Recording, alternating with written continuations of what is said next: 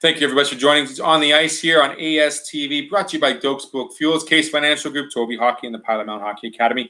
Today's show is a little bit different because it's Wayne's World, but it's a full episode of Wayne's World.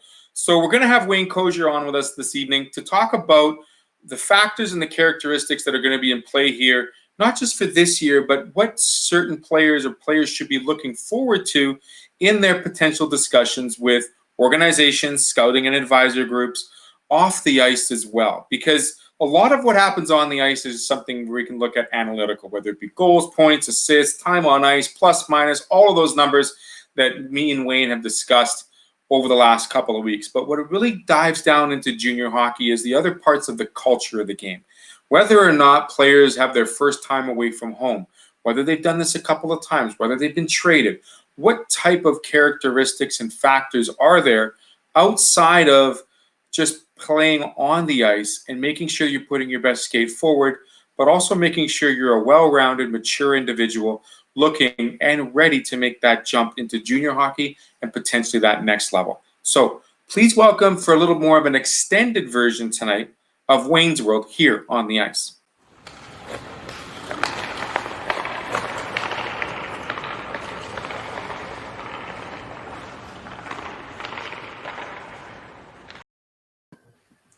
Wayne Kosior joining me this evening here on the ice, Wayne's World edition. Wayne, good evening. How are you doing today? I'm doing real well, thanks. And yourself, Theo? Fabulous. No, lots of rain. I'm seeing a new color of green. It's a darker forest green, and I like it. I'm not going to lie. That's good. I just wish we had got that a little bit sooner for our farmer friends, but still good to see that moisture. We need it. You're certainly excited because, I mean, not only seeing, hockey coming back and some of these camps starting to start fruition, your son also got back from Los Angeles. Did he bring you any sizes of LA Kings gear, or is it all his size? Yeah, well, we're about the same size, so I'm sure I could wear it, but he hasn't made any offers, so I think I'm on the outside looking in, but he certainly's got some great gear that the Kings gave him while he was down there at camp, and, I mean, nothing but rave reviews about how first-class of an organization they are. Certainly. I mean, one of those things that we talk about a lot is the analytics and what goes on the ice. I mean, putting your best skate forward. I mean, Landon was the second fastest skater in the laps and whatnot. But talk to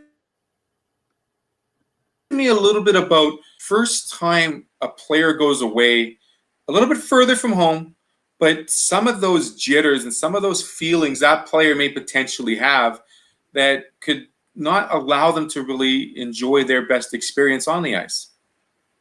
Yeah, well, no, that can happen. I mean, and what I use it with Landon, and I tell it to all the players that seek advice from me and stuff like that, is that number one, you got to be prepared. And I think if you go into, whether it be to a hockey camp or into an important business meeting, or maybe it's a school presentation you got to make, it's all about preparation. And so if you make sure that you're well prepared, you understand, what it is you need to do. Your subject, in the case of a hockey player, they know how to play hockey, and make sure be on time. Don't be rushing and stuff. Just some simple things like that can put you at ease and make yourself ready. And that plays into a bit of the mental focus thing. Like, you can't be thinking about the weather, like we're just talking about, when you're heading into camp. It's got to be 100% focus on what you're going to do. And I think if you just really focus in on the task at hand and are well prepared, can help settle yourself down, and you'll display your talents even better. So we talk about the player being focused and being prepared. How much does the organization have to be now, considering the fact that, okay, not so much the NHL, but like junior programs that haven't been on the ice here in Canada for over 18 months now, they're having to prepare players potentially coming into their first rookie camp or their development camp or training camp this week or the coming weeks, and making sure that those players are feeling at home as much as possible. How does an organization prepare for that on the other side?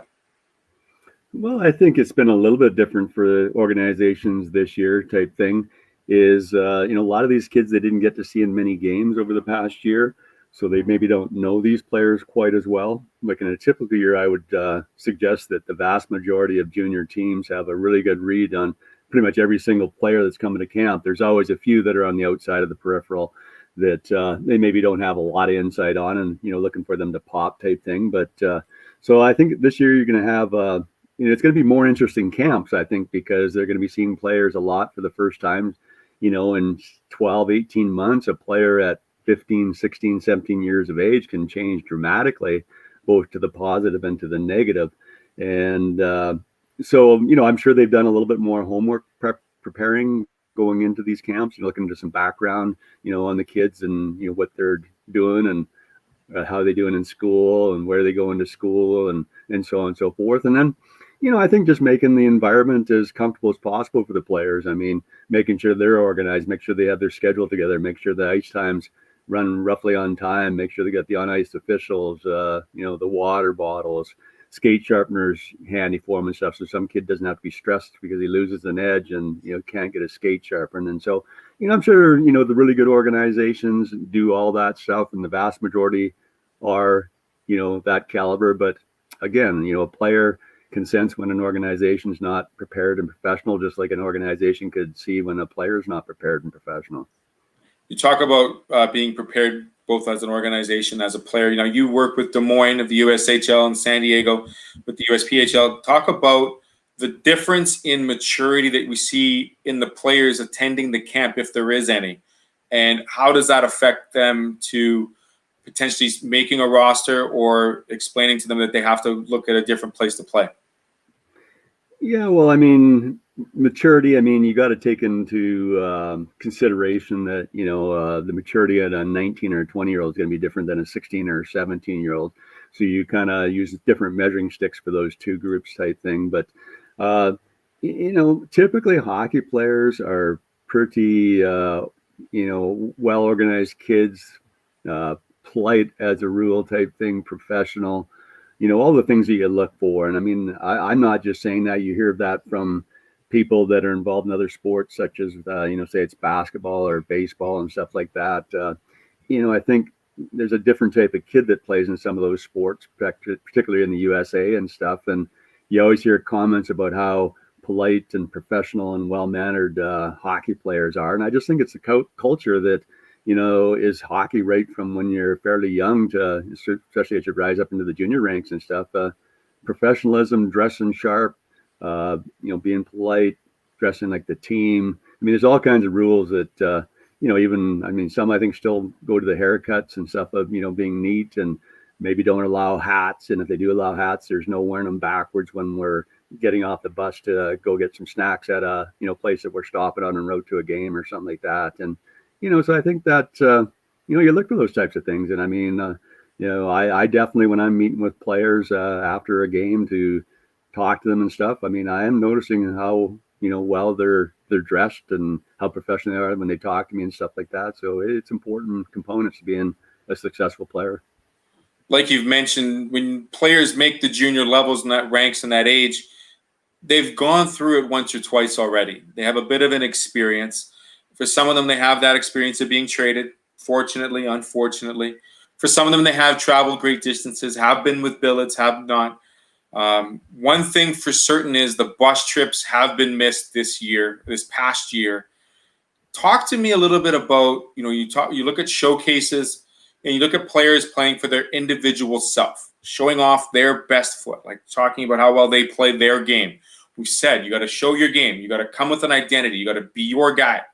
But how much can really be said about that player being that team player, being focused on the all-round guy that's, going to make the extra pass or is going to help the player that's not having a good game, giving a goalie a pat on the shoulders kind of thing when he lets a bad one in. How much do we look at that as being part of that impression of a player saying, you know what, I kind of want that kind of player on my team? Yeah, that's a great discussion topic because it's extremely important. I mean, I know we've talked and I've said how important it is to display your individual skills, and that's one small part of it, and that's not something you want to do the whole showcase. So the other part about being a good teammate, and that goes anywhere from a tap on the goalie's pads when he makes a big save, or when one of your teammates blocks a shot, to give him a little extra tap, and pumping people up. That's we watch for that. It's extremely important. And, so players got to be doing that. And then you talk about beyond the ice as far as passing and stuff. I mean, yeah, once you've made the end-to-end rush and shown that you can do that, then, make like you're going to do that, then dish it off, right? Show that you can make those nice passes. And, I think that's one of the things that, players, as they kind of go up from, bantam to midget AAA to junior and stuff, you can dominate and play by yourself at the lower levels. But as you get up, the pyramid gets smaller and smaller. And so it's narrowing it down to the elite, the super elite players. And, ultimately you can't skate around all those guys. You got to move the puck and you got to buy yourself some time and stuff. And so it's extremely important that you're able to have good vision to see those players that are around you, move the puck, put it on their tape and stuff like that. And, trust me, that's when players start to get separated, because not everybody can do that in traffic and stuff. So definitely show your individual skills, give flashes of that, what your I'll use the term calling card. If you're an energy guy, a high skill guy, a two-way forward, but then, show the teammate stuff, be the guy that's helping clean up the dressing room after the scrimmage type thing, making sure there's no tape rolls and stuff on the floor and stuff. And those will help you greatly in your hockey career and life going forward. Certainly no doubt. We're going to take a quick break. When we're going to come back, we're going to talk about the accessibility of players now that is being more positive, because I think that's part of showing off the player and what they're able to discuss with not only organizations, but scoutings and agency groups all over, to make sure that they are being held with a good feeling off the ice as well. So stay with us here, the Wayne's World edition on the ice here on ASTV.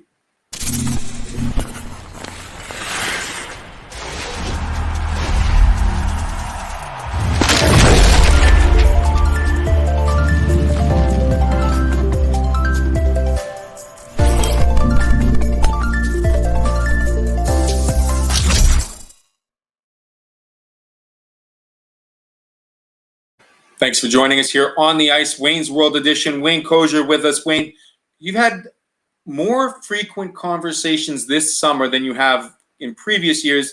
The accessibility of not only just players but parents has been more positive. And explain why that's more important for you as someone who's looking to steer these players in a good direction. Yeah, well, I mean, first off, the thing that's helping us in today's world is that all these showcases are getting so good and so professional in serving out to, what the players need, but also what we as scouts and coaches and stuff need to be able to, fully assess these players. And that is, having those discussions off the ice, after we watch them play in a couple of scrimmages and stuff. And so, the showcases I've been to this year, every one of them has been fantastic. And, from a scouting perspective, it's critical that they put together these scout guides, and they put, either the player's cell phone number or the parent's cell phone number, and has their email, all their stats. And so that, when somebody pops for us, we can kind of, text them and say, hey, when you're out of the dressing room, text me back and let's meet. I would like to chat to you and your parents or whatever. And so that's really good. So it's largely due just because these showcases, they're doing such a great job now in serving, what the scouts need and what the players need. And I guess part of that is because it's so competitive. There's so many showcases out there. And frankly, if you're not doing those types of things, you're not going to get the high-end scouts. And, ultimately the high-end scouts come to your camp is what attracts a lot of the players type thing. So that's been very, very good. And I think the parents welcome. It allows to see somebody face from the organization, hear about the organization type thing. You can give them real-time feedback on, things that, why they caught your eye, and allows you to talk about what are their plans going forward, what options do they have that exist. And, you get a really good feel for, what type of an individual and what type of character that young man has, and, what type of family it comes from. I guess really before the players sign up for the showcase themselves has to attract the right clientele. Let's not forget that this costs players and parents a lot of money to go to some of these camps. And yes, they got to perform and the players have to do their best, but parents have to be on best behavior too. They have some things they got to focus on to make sure that their son or daughter is the one doing most of the work. And I guess for you, it's important to have those set of questions or those ideas set up so that you're able to discuss that with the player and the parents. Do you have a set of questions you kind of have generically, or is it all tailored basically on each player's individual play, stature, what you think of them kind of thing? Yeah, I don't have anything structured because, obviously there's things in the back of my mind, but I just let kind of, the individual conversation lead, the discussion where it goes type thing. Then, it could be some type of response from the player that leads me totally down a direction I had no plan to go, but, just based on the response he gave me, maybe that's the direction that we go. But I mean, ultimately what I want to do is, number one, find out what their plans are for the coming season type thing, what's maybe their long-term goals and objectives. And from a USHL perspective and a USPHL perspective, I want to know is, NCAA and college hockey in the US something that's of interest to them, or, they're looking at the WHL major junior route. And so talk to those types of questions. And, if they're drafted by a WHL team, what is the status, of that relationship? And is he going to camp with the WHL? And then just talking about school things. I mean, obviously from a USHL and college perspective, it's important that they're good academically. And I think it's important from a WHL perspective too, but, even more so down south because, if you don't have, say, at least an 85% average, you probably got half the Div 1 schools you probably wouldn't even be considered because you don't have high enough marks. And, so it's a bit of an education for the player too, by us having that discussion. It helps us inform them a little bit, and hopefully the parents are appreciative because maybe it gives that young man a new appreciation for focusing on his academics because it is critical. And I think sometimes when it's a good indicator when a kid's a great student, I mean, a lot of times he's a great hockey player. It just shows that he has, focus. He can work hard, dedicated when he's got a goal type thing. Those are all great off-ice indicators. That off-ice, I mean, coming from an academic background myself, I mean, I can't deny that. I mean, bottom line, if you were focused in the classroom, you were more focused on the ice. And I see that as a direct parallel, direct relationship, as a maturity factor as well. And certainly with prep academies I've talked to and yourself, we see that with a lot of the players. When they have a focus off the ice, that focus on the ice is that much stronger.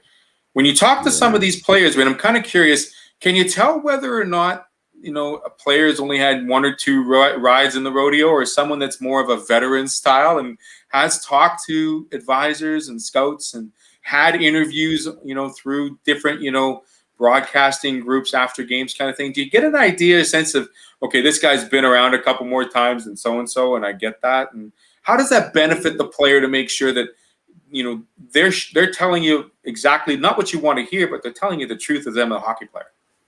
Yeah, it's a bit of both. I think some, the players, if they've been through this, are a little bit more seasoned, maybe a little bit older. They're a little bit more polished and, better at talking. But it's also just a bit of character. I mean, we're not all the same. Not everybody likes to, say, get onto the camera like you and I do and talk about things and stuff. They're more introverted, I guess, and aren't as open. And so, I mean, I try not to read too much into that. I mean, that's not the super important thing I think that I'm looking for in a good hockey player, because frankly, we all are wired a little bit different that way. And we have different personalities and,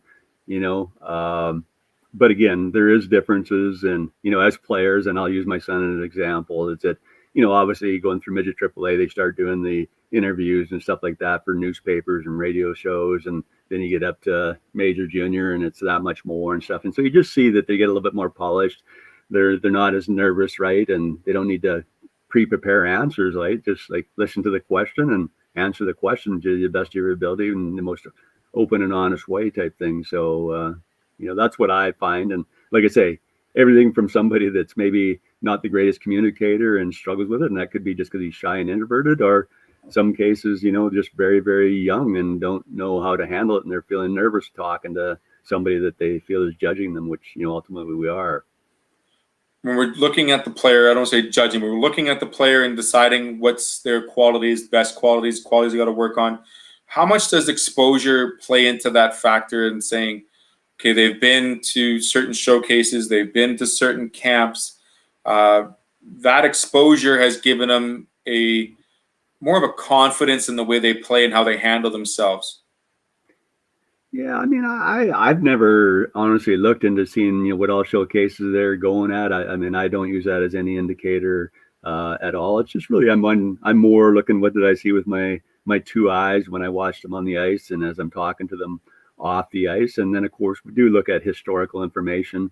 I mean, whether it be on elite prospects or in the rink RinkNet software database. You can kind of see what are their statistics like and stuff like that. And so you have a pretty good idea going in, maybe what type of player are they? Are they like a high scoring type player, or if they don't have a lot of points, but they have a few more penalty minutes as a defenseman, maybe they're more of a shutdown guy. But then I like to just go in with an open mind, take a look at the players, see what I think. I don't, go by anybody else's judgment. Somebody else has this guy ranked number one.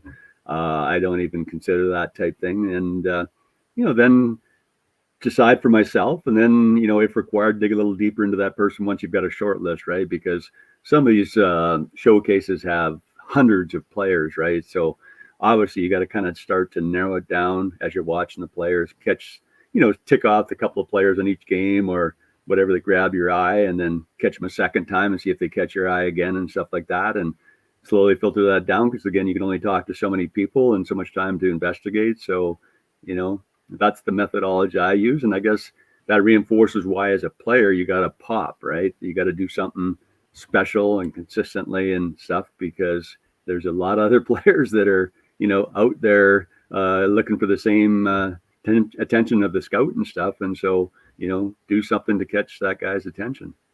Certainly this past 18 months, we've seen more individual work, more, profiles being developed online. We can't really categorize them as the same as going to a showcase that has 120, 200 players, but certainly that pop factor can set you apart prior to a showcase.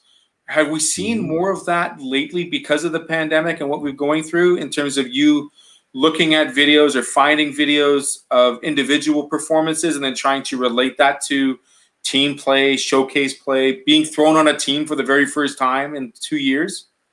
Yeah, no, I mean, a lot of players are using the technology wisely and, posting stuff on YouTube and stuff. And, personally, I haven't gone out and explored a lot of that. I mean, unless, I'm getting deeper involved in looking at a player and I say, if you got some video recorded that I can send on to our GM or something like that, is when I would do it. But, from my perspective, I mean, I obviously just in the pandemic watched a lot of hockey TV. So I had to watch those players that way. And also, I was lucky enough that Des Moines had access to Instat, which is kind of a fantastic scout tool that, I have an exact or a specific player that I've got on my radar. I can go into Instat, search that player's name, and then just check on options. And usually when I check is like, just show me this player's shifts in this game. And so the application is intelligent enough that when that player is on the ice, it picks up the video, and I'm able to track him because I know his number and stuff like that. And then when he exits the ice, the application is intelligent enough that it just stops the video. Then it picks it up when he comes back on the ice. So it really has made a scout much more efficient and being able to watch video on a specific player, because, in the old days, when I say the old days, 3-4 years ago, you had to kind of watch the whole game, maybe fast forward, try to, jump at 3 minutes or something to say they should be back out by now, but that didn't work out very good. So, I mean, tools like that are fantastic, and it makes us much more efficient and make better decisions. I'd like to say there's a lot of analytics from there, but that helps us. But again, I've shared numerous times, I don't just go on analytics and stats and all that stuff. I have to see the player and watch them both around the puck and away from the puck, including on the bench and maybe between games. So we covered the first impressions on the ice. Before they get on the ice, we obviously see how they hold themselves, how they handle themselves characteristic-wise, how well they dress. Players, parents, families, remember, those first impressions are key. But also how you groom yourself in terms of talking to advisors and agents and organizations is very important as well, because you want to hold yourself accountable to your answers, but also you want to be telling the truth. And I think, Wayne, we've covered a lot of those bases. Is there any other X factor you can think of that shows up on your radar that would separate or give a player an opportunity to be viewed a little bit differently in terms of their play, not their play on the ice, but their character off the ice? Well, a couple of things I can think of maybe that I haven't touched on. I mean, one is on ice, and I guess just as you were talking there about when I go to watch a game, is I love to be there for the warm-ups. I think the warm-ups are very, very telling.